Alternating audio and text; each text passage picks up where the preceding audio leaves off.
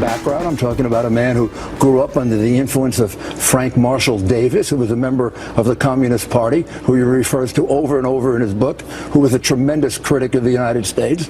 This is a man who worked under Saul Alinsky, who was a tremendous critic of the United States. I believe his initial approach is to criticize this country and then afterwards to say a few nice things about us. All right, ladies and gentlemen, some of what Rudy Giuliani had to say last night to Megyn Kelly in defense of the remarks he made on Wednesday night at a function with Scott Walker in attendance, where he said that he doesn't believe Barack Obama loves America the way we do. And joining us now on the Malzberg panel, senior fellow at FreedomWorks, Tom Borelli, and host of the syndicated radio show, the Roger Hedgecock Show, is Roger Hedgecock. And Tom, let me start with you. The heat that Rudy Giuliani is taking, that you knew the media, once this got out, was going to make this into a around-the-clock story.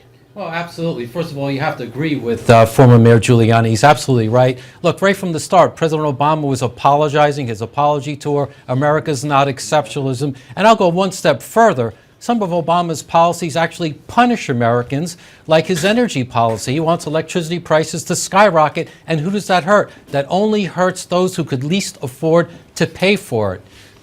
Yeah, no, I couldn't agree more. What about it, Roger? I mean, the criticism, I guess, was to be expected, and now they're extending that criticism to every Republican. They're expected to come out and denounce Giuliani.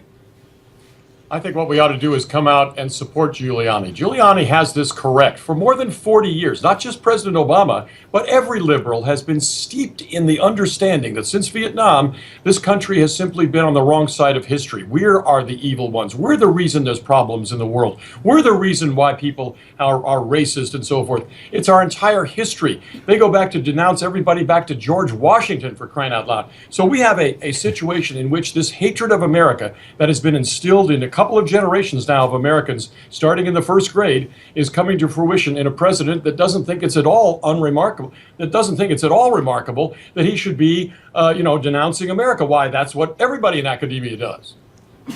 And look, Tom, when you surround yourself with the people he has surrounded himself with, when you brag about being a pothead and a druggie in school, interesting how George W. Bush, they accused of doing cocaine when he was running, and they wanted him out of the, to lose because of that, even though there was no proof. But here, the guy wrote a book bragging about his drug antics, and nobody ever said anything about it. His wife not only said, "I've never been proud of my country," that famous line, but in 2008, the New Yorker magazine, they followed her around on the campaign trail, and they quoted from her stump speech where she said, "We're a downright mean nation." Yeah. So that's who Barack Obama is. Certainly not exceptional, according to the Obamas. But I think what's really, really important to focus here is, as you mentioned before, the media wants to come in and rescue Obama because the headlines right now are about his failed policy in the Middle East. The media needs this. You're going to see Al Sharpton out there. You're going to have the Black Caucus out there. You're going to have Reverend Jackson out there. Everybody's going to be out there trying to dump on Giuliani, but Giuliani was absolutely right. And I think Roger Giuliani made a little bit of a mistake when he came out and said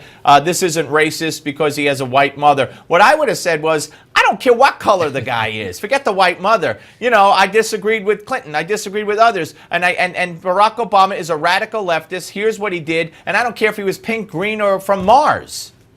No, that's absolutely right. As a practical matter, Giuliani made a mistake on that. Although it is interesting to remember that he is half white. He never talks about that except in his autobiography, where he distanced himself from his white relatives deliberately, and it seemed to me in a very racist act. Those are the kind of things maybe we should start reading again on the air. You're absolutely right. And his brother, his half-brother, was on this show way back, who wrote a book himself and said that for political expediency, Barack Obama distanced himself from the white side of, if I remember correctly, from the white side of the family. So that's not surprising. And here's the clincher, guys. Obama himself called Bush unpatriotic in 08 or 07 when he was running. Well, for absolutely. Running up the debt, right? Yeah, absolutely. Running up the debt. I mean, he did it all by his lonesome. This is crazy talk. Giuliani is right. We need more people to stand up and say it. This is not a president of the United States as we have known it. He's president of something else. Yeah, well, and Tom and Roger will be back. We're going to do more with the Malzberg panel. It is the Friday edition. I neglected to mention that at the beginning. No bells and whistles, but it is Friday. Don't go away.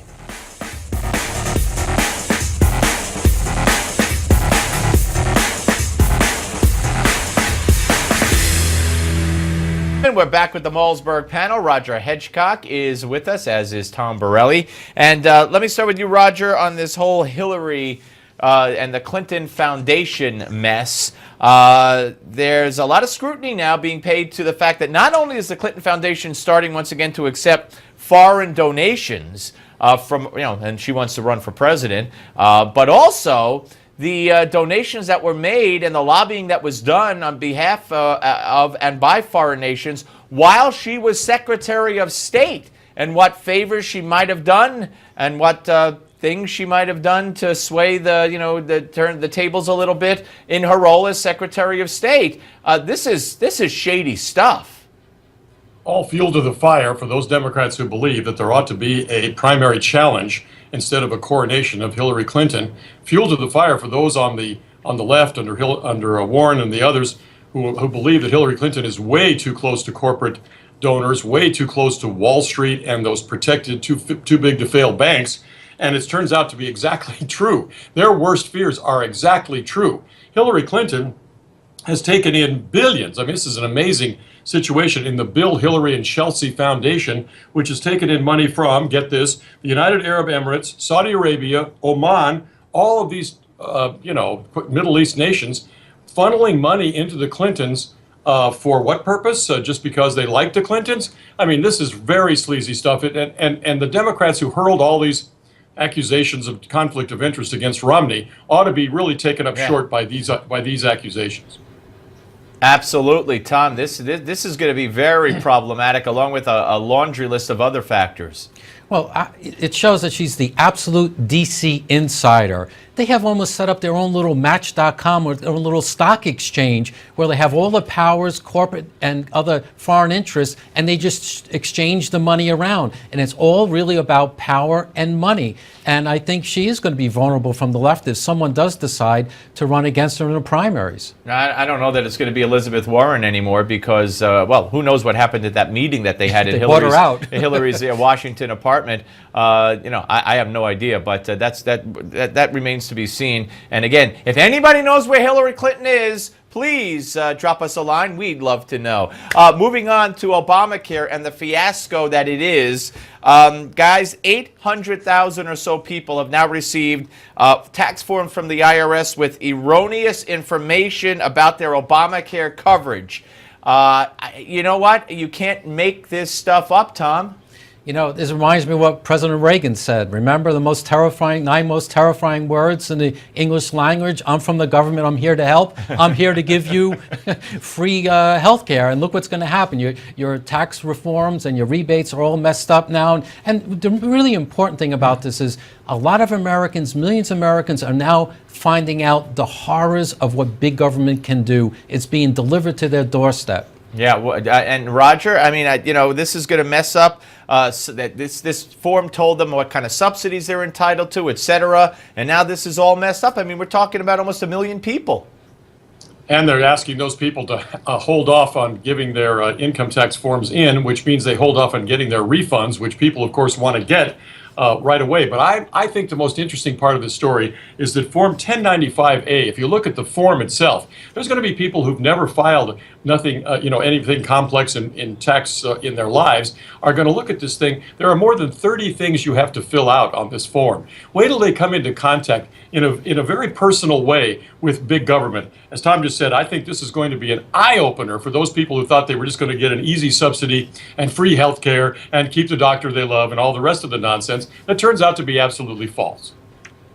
Yeah, well, if they weren't blown away by their deductible, then this will surely get them because it's going to be a huge, huge headache. All right, guys, have a great weekend. Tom Borelli and Roger Hedgecock, thank you both very, very much. All right, folks, we are continuing with the, did I mention it was Friday?